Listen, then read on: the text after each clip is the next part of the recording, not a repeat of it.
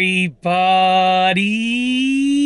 I'm here today with an easy video on the Timex Expedition digital watch right here. I'll be showing you and telling you specifically how to use the digital chronograph feature with this watch. And this will be an easy tutorial, so let's get right into the video. So essentially, we're on the main screen right here, and the first thing that you want to do is get to the chronograph screen, okay?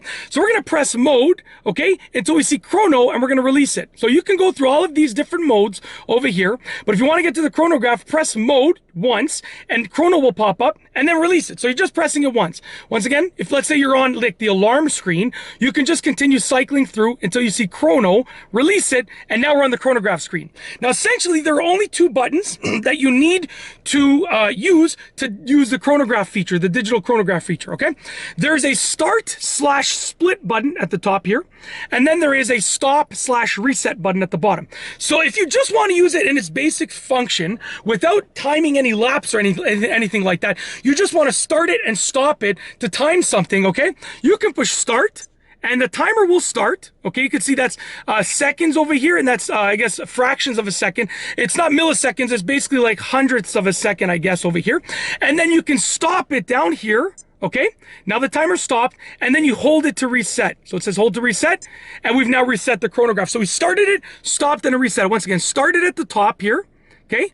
Stop it at the bottom, and then hold it to reset, just like that, okay? Very simple. You can also start it, okay, and then stop it, and then start it up again, okay, and then stop it as many times as you want. And that will include all of those little amounts as one overall amount of time, okay? And then we're gonna hold it to reset it. Now let's say you're timing someone and you wanna use the lap feature or the split feature, okay? So you press start, okay, and it's timing right here, okay, and we started from nothing. So once again, let's just sorry about that. Hold on one second. Let's stop it. We're gonna reset it. I'm gonna start that again. So we're starting from 0 now, okay. So I'm gonna press this button. It's gonna start, and then it's counting. And now when I press this again, it's gonna split it into multiple laps. So when I press it over here, okay, you can see right here, it actually split it, and it shows the lap time up here. I'm gonna split it again. Look at that. So now it shows right here, 12.71 is the total time, and the last lap was 6 over here, okay, and it's lap 2. Okay, once again, I'm going to split it again, and then now we're at 21.71, and the last lap is 9. So essentially, the top number is your total time. This number down here is essentially the time of the last lap, and then it shows what lap you're on. I can split it again, okay? Sorry, that's the current lap time. I do apologize. I'm a little bit, you know, I know the basics of it, but I'm not fully aware of all of the features yet. Okay, once again, I'm going to split it again. You can see the total time now is 46.31, and we have the time down there, and we're on lap, I think it was 5, just like that, lap 5, okay? So once again, I'm going to stop it, and I'm going to reset it, okay? So I'll show you really quickly to summarize how to use it. When you're starting from scratch, okay, the top button starts it, okay, just like that. You have the timer, the bottom button stops it, and then that's your time right there. You can hold the bottom button to reset it.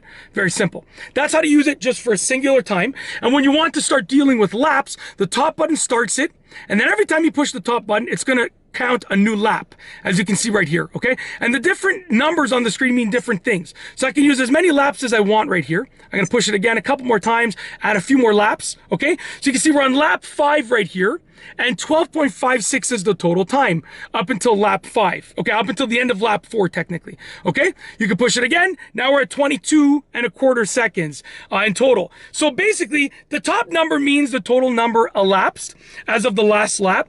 This number shows you the lap that you're dealing with, and then essentially the number down here is the time for the current lap. So you can see the current lap, it's counting now, is like 18 seconds, but the total time is like 42 seconds. So hopefully that's not too confusing. When you're done, you can stop it like that with the bottom button, and then press it and hold it down to reset. Hopefully it's not too confusing. I mean, I basically, you know, when you're on the chronograph, you stop it like that. You start it like that. Sorry about that. I need to start this again. Sorry. Let's reset it. So when we're on the chronograph feature, okay, if you're on the chronograph feature, let's reset it. Okay, we're going to calm down. We're going to start fresh. When you're on the chronograph feature, you can start it at the top with the top button. You can stop it with the bottom button, and then press and hold the bottom button to reset it. Okay, that's how to use it in simplistic form. Or you can press the top button to start it, and then you can continue pressing the top button every lap to time laps, to basically split your time. Okay, if you do laps in the pool, you know what I'm talking about, okay? And when you're done splitting your time, using that information there, you can press the bottom button to stop it, and then press and hold the bottom button to reset it, and that's it, okay? So I know it might have been a little bit confusing, and I thought this video was gonna be honestly about 1.5 minutes, and it's 5 minutes, but I really wanted to go in depth on what each button does with the chronograph function. And that's truly it. That is how to use the digital chronograph feature and functionality on the Timex Expedition digital watch that you see right here, an easy tutorial. If you like this video tutorial, please be sure to give it a nice big thumbs up. Let me know what you think down below as a comment, and of course be sure to subscribe for more great videos just like this one. And that's all I have for you today. Thanks for watching.